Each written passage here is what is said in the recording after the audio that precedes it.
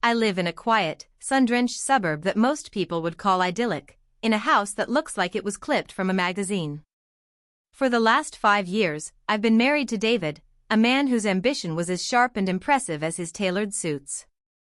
Our life, on the surface, was a carefully curated picture of success and happiness, but a strange smell in my morning coffee was about to burn that picture to the ground. Before this story unfolds, I'd love to connect with you. Please let me know in the comments where you're watching from and what time it is in your corner of the world. It's amazing to see how far these stories can travel. The first time it happened, it was subtle. So subtle, in fact, that I dismissed it as a figment of my own overworked imagination. The Tuesday morning light was streaming into our pristine white kitchen, glinting off the stainless steel appliances that David had insisted were essential for resale value. He stood by the Nespresso machine, his back to me, the familiar sounds of grinding beans and frothing milk filling the air. He was a man of routines, and our morning coffee ritual was sacrosanct. He'd wake up at 5:30 a.m., go for a run, and have 2 mugs of perfectly crafted lattes waiting on the marble island by the time I came downstairs at 6:15 a.m. "Morning, beautiful," he said, turning around with a smile that, for the better part of a decade, had made my world spin. He slid my favorite ceramic mug, a pale blue one I'd bought on a trip to the coast, across the island. "Your fuel for the day." "Morning," I replied, my voice still thick with sleep.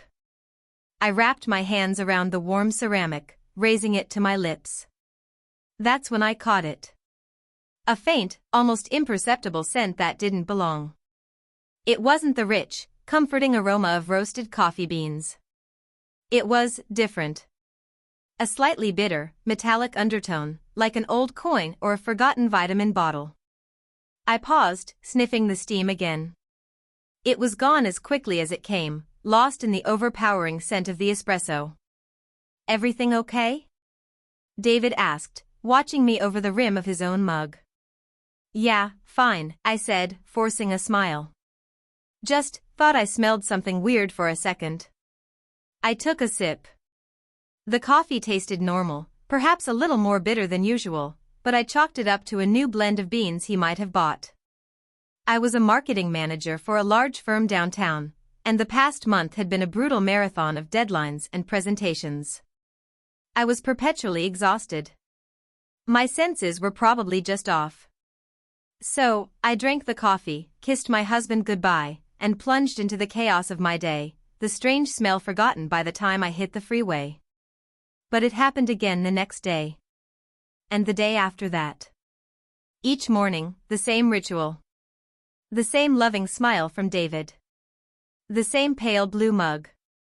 And the same fleeting, acrid scent that made the tiny hairs on my arms stand up. I tried to pinpoint it, to give it a name. It was chemical, but not like bleach or ammonia. It was medicinal, but not in a clean, antiseptic way. It was a smell that felt secretive, out of place in our perfect kitchen. On the 4th day, a Friday, I decided to say something again. "You know, it's funny," I started, trying to sound casual as I swirled the latte in my mug. "This coffee still smells a bit strange to me. Are these new pods?" David's smile didn't falter, but something in his eyes tightened for a fraction of a second.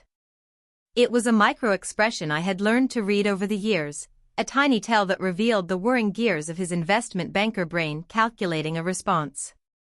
"No, same old arpeggio we always get," he said smoothly, taking a long sip from his mug. "Maybe the machine needs a deep clean. I'll run a descaling cycle on it this weekend." It was a plausible explanation. A perfectly reasonable answer that should have satisfied me. But it didn't. An unsettling feeling began to coil in my stomach. The problem wasn't the machine. He made his own coffee from the exact same machine, and is never seen to have the issue. The issue was my mug. My pale blue mug. Was I going crazy? Was stress finally making me paranoid? That weekend, David's sister, Emily, came to stay. Emily was a lot. A 28-year-old aspiring social media manager, she lived her life through an Instagram filter, documenting every brunch, every sunset, every sponsored post with a breathless, vocal-fried enthusiasm that grated on my nerves. She worshipped her brother, viewing him as the pinnacle of success, and treated me with a kind of patronizing sweetness that always felt disingenuous. She saw me not as Oma, but as an accessory to her brother's perfect life. "Oma, honey, you look exhausted," she'd said, air-kissing me as she breezed in, her Louis Vuitton luggage bumping against the doorframe. "You need to get on my new vitamin regimen. It's a total game-changer." On Sunday morning, the three of us were in the kitchen. David, ever the perfect host, was on coffee duty. I watched him like a hawk, my heart thumping a nervous rhythm against my ribs. I saw him prepare the 2 lattes, his movements fluid and practiced. He placed my blue mug on the counter, then his own gray one next to it. For a moment, he turned his back to grab the cinnamon. It was a brief window, no more than 5 seconds, but in that moment, I saw his hand hover over my mug, a slight, almost invisible tremor in his fingers. He sprinkled cinnamon on both, then turned to present them. "Coffee's ready," he announced cheerfully. The metallic smell hit me again, stronger this time. It clung to the steam rising from the blue mug. My stomach churned. I felt a wave of dizziness, which I quickly blamed on lack of sleep. Emily flounced into the kitchen, her phone already in her hand, probably composing a caption for a #SundayVibes post. "Ooh, yay, caffeine," she chirped, heading straight for the mugs. My mind raced. An idea, wild and reckless, sparked in the paranoid corners of my brain. It was a desperate, Hail Mary pass of an idea. Before I could second-guess myself, I acted. As Emily reached for David's gray mug, I stepped in front of her, picking up both my blue mug and David's gray one. "Here, Em, you take this one," I said, pushing the blue mug, my mug, into her hands with a bright, fake smile. "I know you love a bit of extra froth, and this one looks perfect." Emily beamed, oblivious. "Ah, thanks, Oma. You're the best." I then turned to David, handing him his own gray mug. I held my breath, watching his face. His smile remained plastered in place, but I saw it again, that flicker in his eyes. A flash of something unreadable. Panic? Annoyance? It was there and then it was gone. He took a sip, his eyes never leaving mine. I, on the other hand, picked up the mug Emily had been about to take, which was identical to David's. I lifted it, my hands trembling slightly. I inhaled deeply. Nothing. Just the pure, unadulterated, beautiful smell of coffee. There was no metallic bitterness. No chemical warning bell. It was just coffee. My blood ran cold. The air in the kitchen grew thick with an unspoken tension that only I seemed to feel. David and I stood there, locked in a silent duel over our coffee mugs, while Emily remained blissfully unaware, snapping a picture of the latte art for her Instagram story. "The best lattes are made by my big bro," she typed, her thumbs flying across the screen. I took a tentative sip from the gray mug. It was perfect. Rich, smooth, with a hint of cinnamon, exactly how a latte should taste. There was no bitter aftertaste, no strange chemical tang that I had been forcing myself to ignore for the past week. It was just clean. My gaze drifted to David. He was leaning against the counter, sipping his own coffee with a forced casualness, but he couldn't hide the rigidity in his shoulders or the way his eyes kept darting towards the pale blue mug in Emily's hands. Emily, having finished her social media duties, finally took a large gulp of her coffee. Her reaction was instantaneous and dramatic. Her perfectly made-up face contorted in disgust. What is this?" she sputtered, slamming the mug down on the island. A bit of coffee sloshed over the side, a brown stain on the white marble. "David, this is disgusting.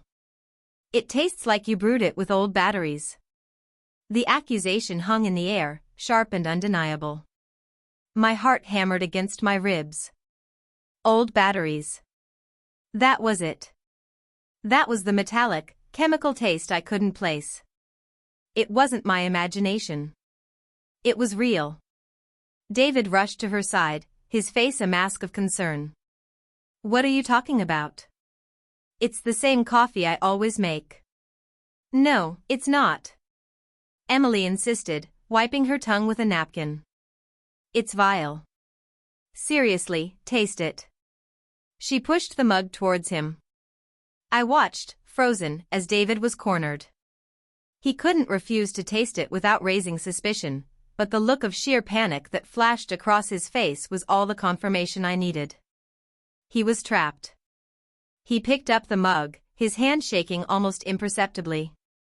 He raised it to his lips, but he didn't drink.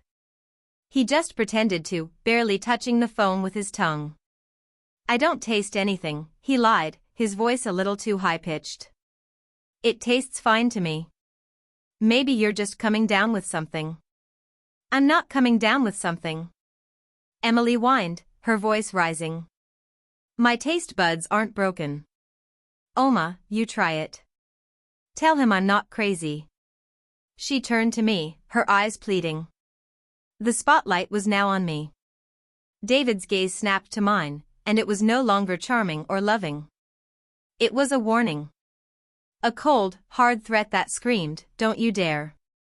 My mind was a whirlwind of fear and adrenaline. For a week, this man, my husband, had been serving me something foul, something that smelled of poison and deceit. And now, he was daring me to expose him. My survival instincts screamed at me to play dumb, to pretend everything was fine. But another part of me, a part that had been silenced and sedated for too long, was roaring to life. I walked over to the island and picked up the blue mug. I looked at David, holding his gaze as I lifted it to my nose. The metallic smell was undeniable now that I knew what to look for. It was acrid and wrong. I then looked at Emily's disgusted face, and then back at my husband's terrified one. You know, I said, my voice surprisingly steady. I think you might be right, Em. It does smell a little off. I didn't taste it. I didn't need to. I placed the mug back on the counter, my hand protectively covering my stomach. David's face paled. He had been so sure I would back him up, that I would dismiss his sister's complaint as I had dismissed my own senses. My validation of Emily's suspicion was a betrayal he hadn't anticipated. You're both being ridiculous, he scoffed, trying to regain control. It's just coffee. I'm going to go get ready. He turned and stalked out of the kitchen, his retreat a clear admission of guilt. The moment he was gone, Emily launched into a tirade. Can you believe him? Calling me ridiculous. My palate is extremely refined, you know. I can tell the difference between Himalayan pink salt and regular sea salt. I wasn't listening. My mind was racing, trying to process the horrifying reality of the situation. David had been poisoning me. The thought was so monstrous, so outlandish, that it barely felt real. Why? For how long? What was in the coffee? My blood ran cold as I thought about the past week, the persistent, dull headaches I'd been having, the wave of fatigue that seemed to hit me every afternoon, the slight nausea I had attributed to stress. I had been slowly, methodically, being fed something harmful by the one person who had vowed to protect me. I'm just going to dump this out, Emily said, picking up the blue mug and heading for the sink. No. The word ripped out of my throat, sharp and frantic. Emily froze, startled by my outburst. Don't, I said, my voice softer but firm. Just, leave it. I'll clean it up later. I needed that coffee. It was my only piece of evidence in a crime I was just beginning to uncover. I needed to know what was in it. My background wasn't in medicine, but I was a marketing manager for a large pharmaceutical company. I had friends in the labs. I knew people who could run tests, people who owed me favors. As Emily chattered on about her brother's sudden grumpiness, I carefully took a small, sterile travel container from my purse, one I usually used for shampoo, and, under the pretense of cleaning up the spill, I poured a small sample of the contaminated coffee into it. I sealed it tightly and slipped it into my pocket. My hands were shaking so badly I could barely function. Later that day, after Emily had left and David was holed up in his office, still radiating a cold fury, I called my best friend, Chloe. Chloe was a high school chemistry teacher, a grounding force in my life, and the most pragmatic person I knew. Oma? You sound awful. What's wrong? She asked, her voice instantly laced with concern. I couldn't bring myself to say the words out loud. They were too ugly, too terrifying. Can you meet me? I whispered, my voice cracking. I need your help. And I need you to not think I'm crazy. We met at a quiet park halfway between our houses. I handed her the small container of coffee, my hand trembling. I need you to test this, I said, my voice barely audible. I need to know what's in it. And I need you to not ask any questions until you have the results. Chloe looked from the container to my pale, terrified face. She didn't press for details. She just saw the raw fear in my eyes and nodded. I have a friend at the university lab, she said, her voice firm and reassuring. He owes me one. I'll get this run first thing in the morning. Oma, be careful. As I drove home, the sun was setting, painting the sky in brilliant strokes of orange and purple. It was a beautiful sight, but I felt no warmth. The perfect facade of my life had been shattered, and I was staring into a dark, terrifying abyss. My husband, my partner, the man I loved, was trying to harm me. And I was going to find out why. The suspicion had taken root. Now, the investigation would begin. The next 24 hours were the longest of my life. I went through the motions of a normal Monday, but my mind was a fractured, chaotic mess. At home, I moved like a ghost, avoiding David at all costs. I feigned a migraine, locking myself in the guest bedroom, telling him I needed absolute quiet. It was the only way I could create a safe space, a small pocket of the house that didn't feel contaminated by his presence. He seemed relieved by my absence, making no effort to check on me. The loving, concerned husband was gone, replaced by a cold, distant stranger. Every time my phone buzzed, my heart leaped into my throat, hoping it was Chloe with news. I spent hours online, my fingers flying across the keyboard, searching for anything that could explain the inexplicable. Odorless, tasteless poisons. Slow-acting toxins. Heavy metal poisoning symptoms. The search results were a horror show of medical jargon and terrifying possibilities: arsenic, thallium, antifreeze. I read about women who had been slowly poisoned by their partners for insurance money, for a new lover, for reasons so mundane they were bone-chilling. My headaches, my fatigue, my nausea, they were all listed as common symptoms. I wasn't just stressed. I was being systematically unwell. Finally, on Tuesday afternoon, while I was pretending to be in a virtual meeting, Chloe's name flashed across my phone screen. I ducked into the walk-in closet, my heart pounding a frantic rhythm against my ribs, and answered. I have the results, Chloe said, her voice low and grave. There was no preamble, no small talk. Just the cold, hard weight of the truth. Oma, are you sitting down? Are you somewhere safe? I'm in my closet, I whispered, sinking onto a pile of laundry. Just tell me. I heard her take a deep breath on the other end of the line. The preliminary screen came back with a high concentration of ethylene glycol. The name meant nothing to me. It was just a jumble of scientific syllables. Ethylene glycol? What is that? It's the primary component in antifreeze, Chloe said, and the world tilted on its axis. Antifreeze. My husband was putting antifreeze in my coffee.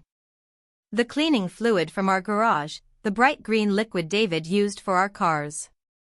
The metallic smell, the bitter taste, it all clicked into place with a horrifying, sickening clarity. The levels aren't immediately lethal, Chloe continued, her teacher voice kicking in as she explained the toxicology report. Not in a single dose.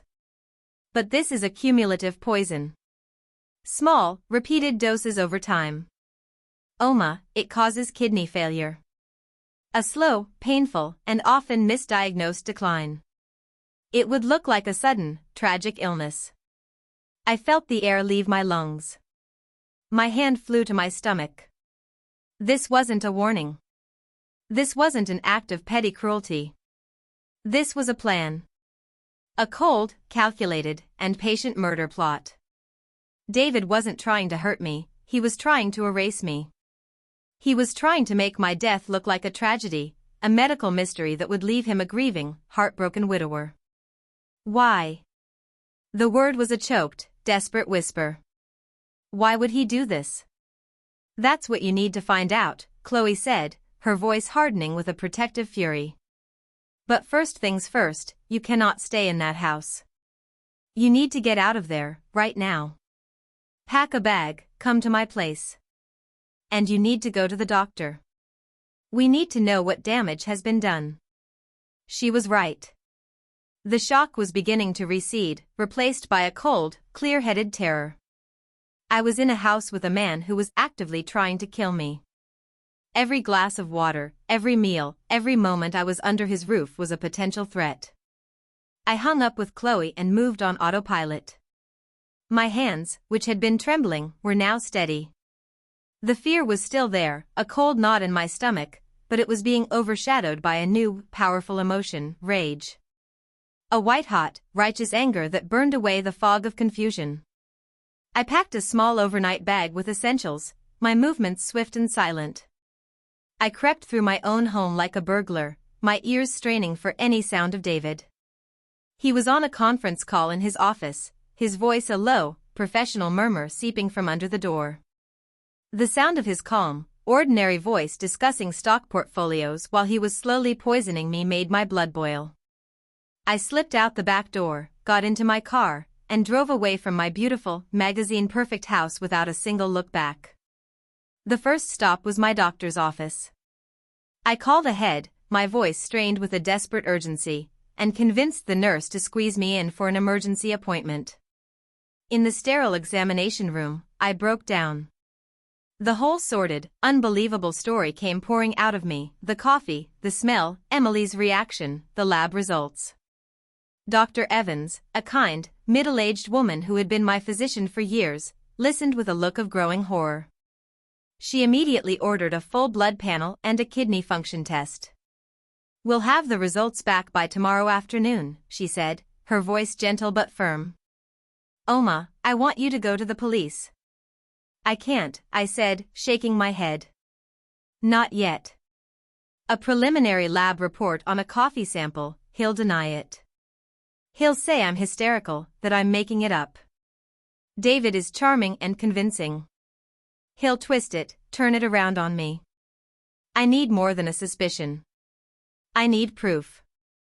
I need to know why."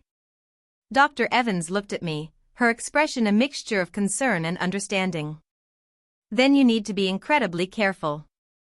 Do not contact him. Do not let him know that you know. Stay with a friend. You are in danger." I left the doctor's office and drove straight to Chloe's small, cozy apartment.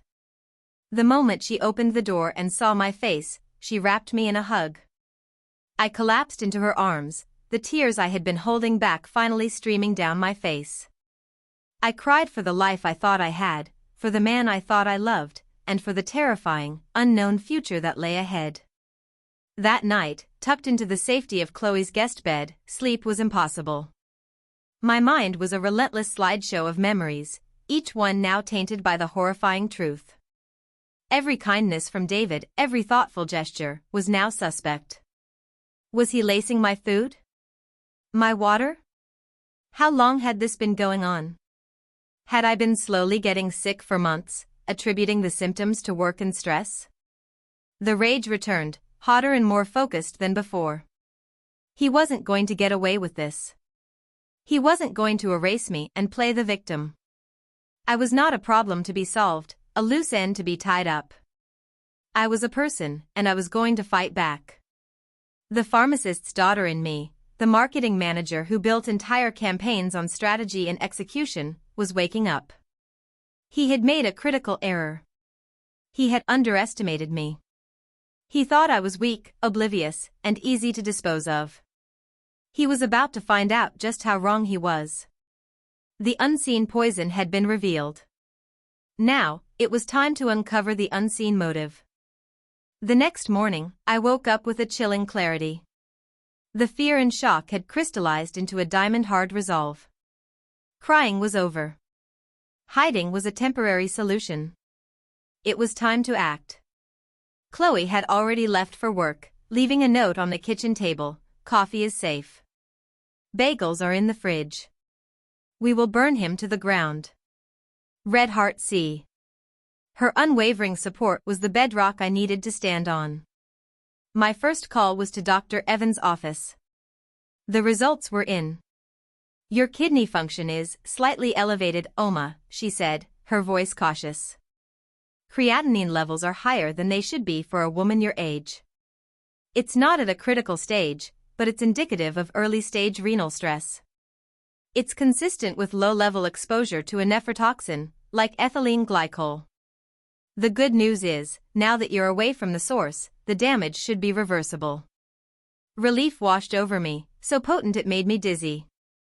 He hadn't succeeded. He hadn't broken my body beyond repair. But the confirmation that the poison was inside me, that it had already started its insidious work, solidified my anger into something cold and sharp. This wasn't just an attempt, it was assault. My next step was to understand the why. A man like David, a meticulous financial advisor who calculated every risk, wouldn't try to murder his wife without a powerful motive.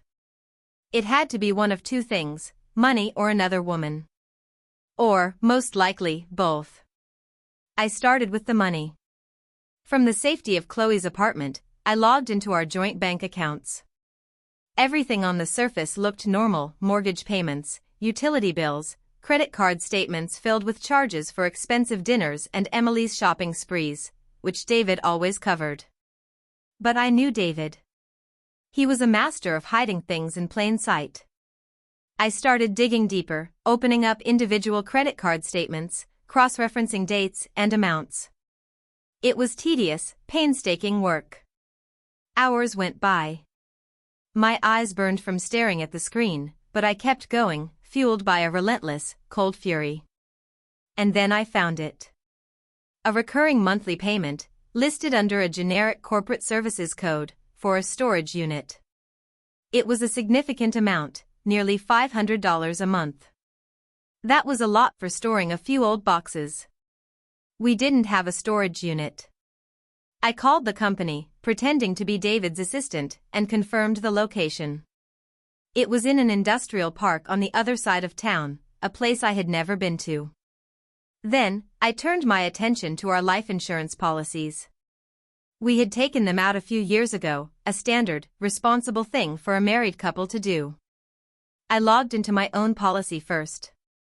It was exactly as I remembered it, a $1 million policy with David as the sole beneficiary. My stomach clenched. Then, I tried to access his. Access denied. He had changed the password. That was all the confirmation I needed. He had a policy, and I was almost certain the beneficiary was not me. He was planning to cash in on my tragic illness and walk away a millionaire. The money motive was clear, but it felt incomplete. David loved luxury, but he wasn't desperate. His job was lucrative. This level of monstrous betrayal had to be fueled by something more personal. It had to be about another woman. My first thought was to check his phone records, but that was a dead end without access to his account.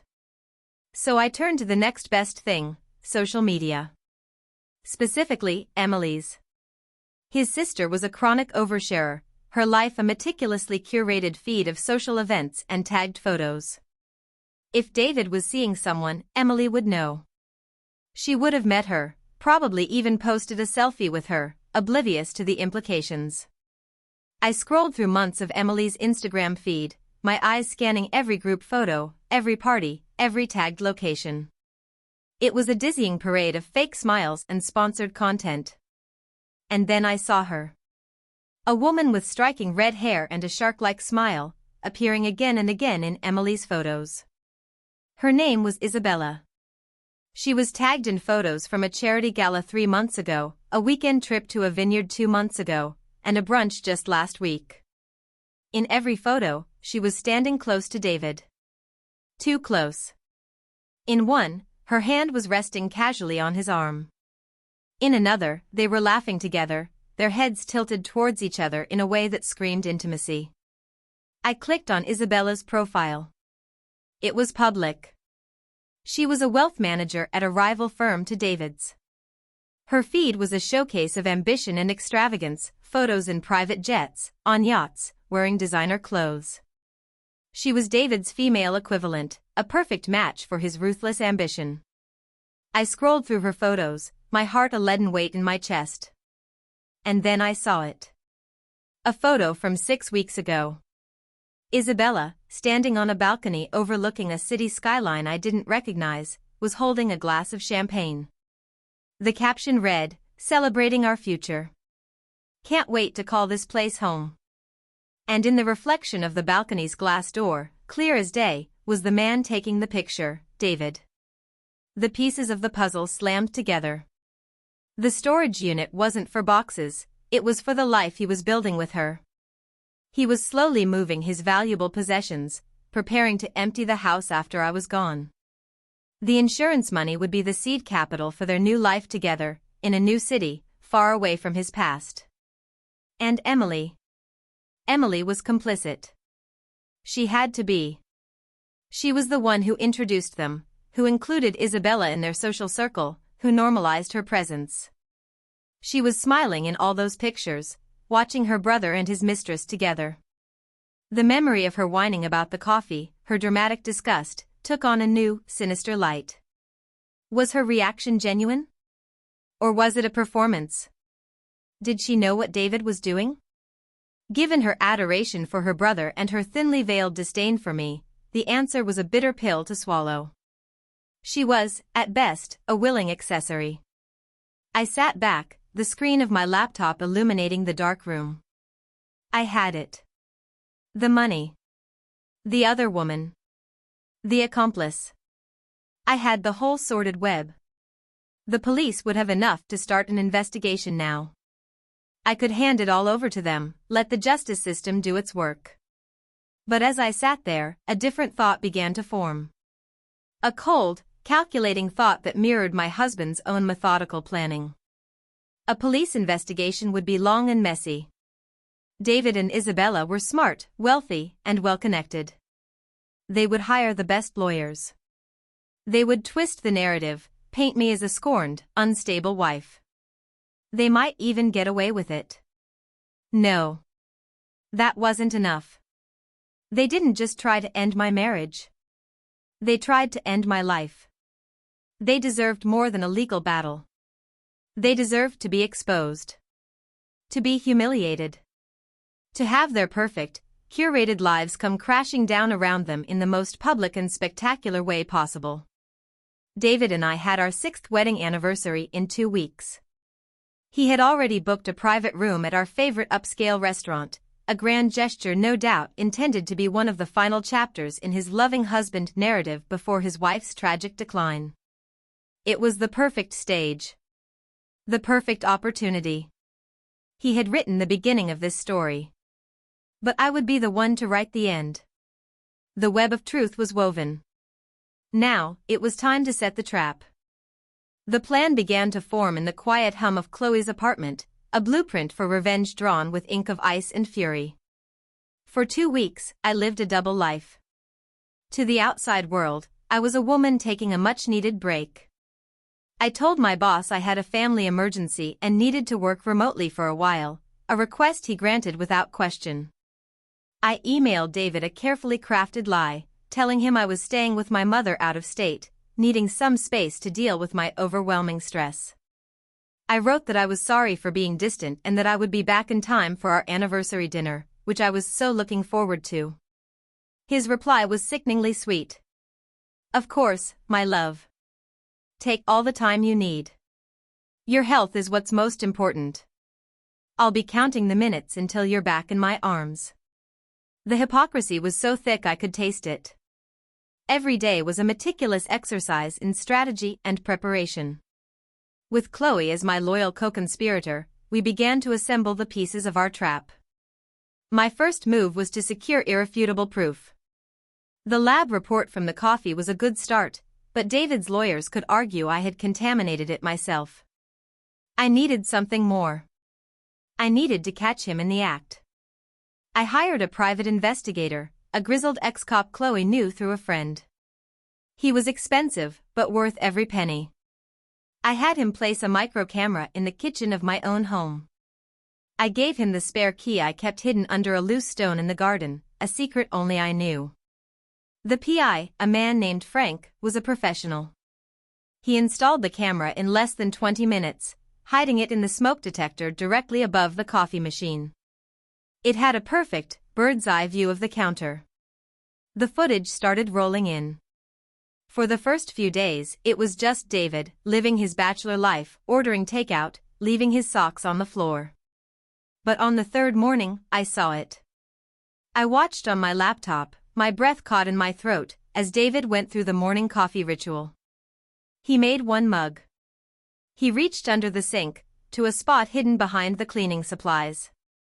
He pulled out a small, unlabeled bottle of clear liquid. He carefully, precisely, added a few drops to the coffee. Then he took the bottle and, to my horror, he didn't put it back under the sink. He took it to the garage and topped it off from the large container of antifreeze. He was refilling his weapon. He then returned to the kitchen, swirled the mug, and then, realizing I wasn't there to drink it, he poured the entire contents down the sink. He was practicing. He was keeping his routine sharp for my return. The video was crystal clear, his actions undeniable. I saved the file to 3 separate hard drives. That was checkmate, piece number 1. Next, I focused on the money. I used a portion of my own savings to hire a forensic accountant. I gave her the information about the storage unit and the recurring payments. It took her less than a week to uncover the truth. David had been siphoning money from our joint investments for over a year, moving it into an offshore account under a shell corporation. The account was in the Cayman Islands. And the co-signatory on the account? Isabella. The forensic accountant prepared a detailed report, complete with account numbers, transfer dates, and a paper trail that led directly from our shared finances to their secret love nest fund. That was checkmate, piece number 2. While the PI and the accountant did their work, I focused on myself. I followed Dr. Evans' instructions to the letter, drinking gallons of water, eating clean, and taking the prescribed supplements to support my kidneys. The physical poison was leaving my system, but the emotional poison remained. I channeled it. I let it fuel me. I rehearsed what I would say, what I would do, over and over again in my mind. I would not be a victim. I would be the architect of his downfall. The final piece of the plan involved Emily. I needed to ensure she would be at the anniversary dinner. Her presence was crucial. She wasn't just an accessory, she was a pillar of David's support system. Her public humiliation was non-negotiable. I sent her a text, oozing with false sincerity. Hey Em. I know things were a little tense when you were over last, and I'm so sorry. I've been under so much stress. I'm coming back for the anniversary, and David and I would love it if you would join us for dinner. It would mean the world to us to have family there. Her reply was instant. OMG Oma, of course. I would love to. Can't wait to celebrate you two lovebirds. #couple goals. The hypocrisy was nauseating. The day of our anniversary arrived. I spent the afternoon at a salon, getting my hair and makeup done. I bought a new dress, a stunning, blood-red sheath that was both elegant and powerful. When I looked in the mirror, I didn't see a sick, frightened woman. I saw a warrior. I arrived at the restaurant a few minutes before the reservation. David was already there, waiting at the bar. When he saw me, his face lit up with that familiar, fake smile. He rushed over, pulling me into a hug. You look breathtaking, he whispered in my ear. I had to fight the urge to recoil. I just smiled, a cold, serene smile that didn't quite reach my eyes. You look pretty handsome yourself, I lied. Emily arrived shortly after, fluttering in a cloud of expensive perfume. She hugged me tightly. So happy you're back. We were all so worried about you. We were led to our private room, an intimate space with a single large table, dimly lit by a modern chandelier. It was perfect. A cage for the final act. We ordered a bottle of champagne, and David stood to make a toast. To my beautiful wife, Oma, he began, his voice smooth as silk. Happy 6th anniversary. These have been the best years of my life. I know you haven't been feeling yourself lately, but I want you to know I am here for you, through sickness and in health. I love you more than words can say. He clinked his glass against mine. The sound echoed in the silent room. I looked him dead in the eye, took a sip of the champagne, and smiled. I have a toast I'd like to make as well, I said, my voice clear and steady. But it can wait until after the main course. I have a little anniversary surprise for you both. David beamed, thinking I had brought him a gift. Emily clapped her hands in delight. They had no idea. The deception was complete. The trap was set. All they had to do now was wait for the jaws to spring shut. The dinner was a masterclass in surrealism. We ate seared scallops and filet mignon, making stilted conversation about work, the weather, and Emily's latest social media collaborations.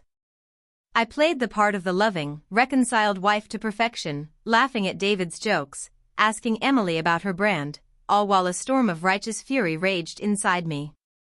I watched the way David would place his hand on mine, the picture of doting affection, and all I could think of was that same hand adding drops of poison to my coffee.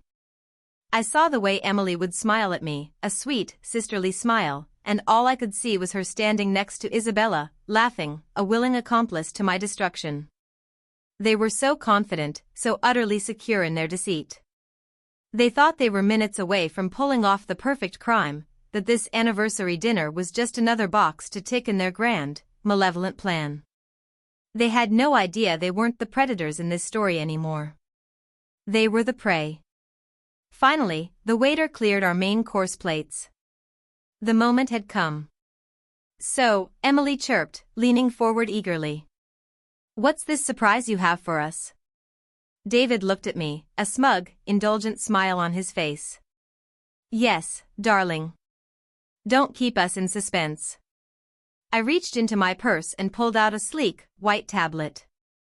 I placed it in the center of the table.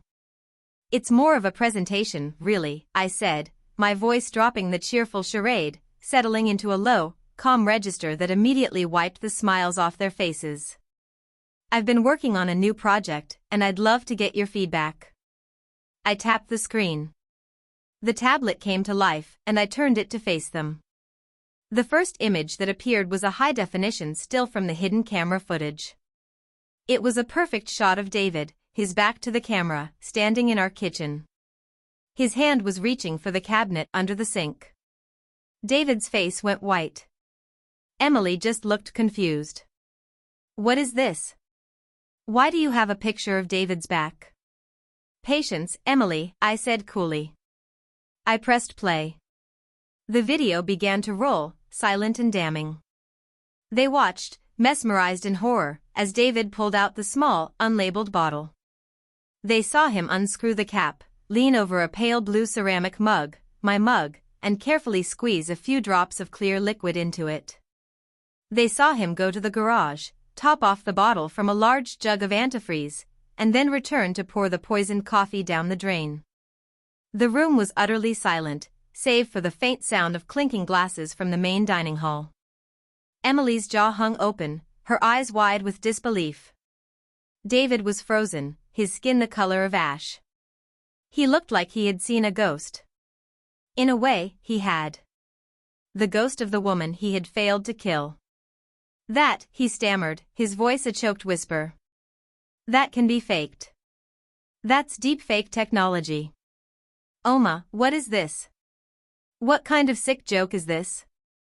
Oh, it's no joke, David, I said, my voice like ice. I swiped to the next file on the tablet. It was the preliminary toxicology report from Chloe's friend, with the words ethylene glycol, high concentration highlighted in red. I followed it with the official report from my doctor, showing the elevated creatinine levels, the diagnosis of acute renal stress due to nephrotoxin exposure.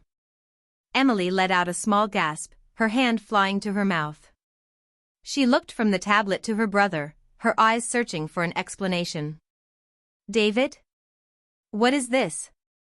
Antifreeze? Is this real? David just stared at me, his eyes filled with a mixture of pure hatred and sheer terror. He had been so thoroughly, so completely outplayed. But wait, there's more, I said, mimicking the tone of a game show host. I swiped again. A picture of Isabella appeared on the screen, smiling on her balcony. Then another, of her and David laughing together at the vineyard. Then another, and another, a slideshow of their secret relationship, curated from Emily's and Isabella's own social media feeds. Isabella, I said, letting her name hang in the air. She's lovely. Ambitious. A perfect match for you, David. I can see the appeal. I swiped one last time. The screen now showed the forensic accountant's report, a detailed flowchart of stolen funds, moving from our joint accounts to the offshore corporation, with the final destination being a Cayman Islands bank account held in the names of David and Isabella. The account balance was displayed in bold, unforgiving numbers, $1.2 million. On top of the $1 million from my life insurance policy, they would have been set for life. The storage unit, the secret account, the new woman, it's quite the plan, I said, finally looking up from the tablet and meeting his terrified gaze. Methodical. Patient. You were going to let me get sick, to waste away, and you'd be there, the devoted husband, holding my hand until the very end. And then you'd collect the insurance money, liquidate our assets, and disappear with your new soulmate. It was almost perfect. David finally broke. You crazy witch, he hissed, his voice trembling with rage. You set me up. No, David, I said, standing up, my voice ringing with a power I never knew I possessed. You set yourself up. You just never thought I'd be the one to spring the trap. I turned to Emily, whose face was stained with tears. And you, I said, my voice dripping with contempt. You knew. You stood by and watched him flaunt his mistress in my face. You smiled and took pictures, all while knowing what he was. You are just as guilty as he is. Emily started sobbing, incoherent denials tumbling from her lips. I didn't know. I swear I didn't know he was poisoning you. I just thought. I thought he was unhappy. Her pathetic excuses were drowned out as I stood to deliver my final toast. I picked up my still full glass of champagne. David and Emily flinched, as if they expected me to throw it in their faces. But I was done with theatrics. This was about cold, hard consequences. I'd like to make my toast now, I announced, my voice cutting through the silence. A toast to betrayal. To greed. And to underestimating the woman you share a bed with. I looked directly at David. May you get everything you deserve. I didn't drink. I simply placed the glass back on the table. And then, as if on cue, the door to the private room swung open. 2 uniformed police officers stepped inside, followed by a stone-faced Detective Miller and my lawyer. David's face crumbled. The last vestiges of his arrogance and control evaporated, replaced by the primal fear of a cornered animal. He looked from the police to me, his eyes wide with the horrifying realization that this was not a marital spat. This was the end of his life as he knew it. David, I said, my voice calm and final. I believe these gentlemen are here for you.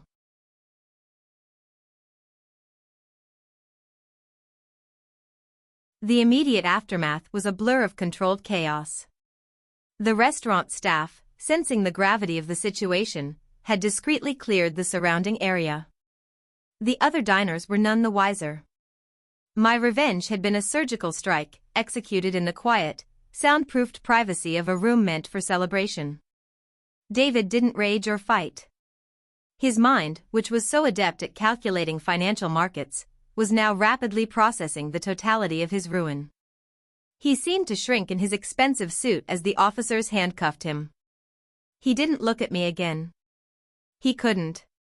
His final act in our marriage was one of utter and complete cowardice.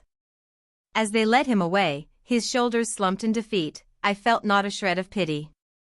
Just a vast, empty sense of relief.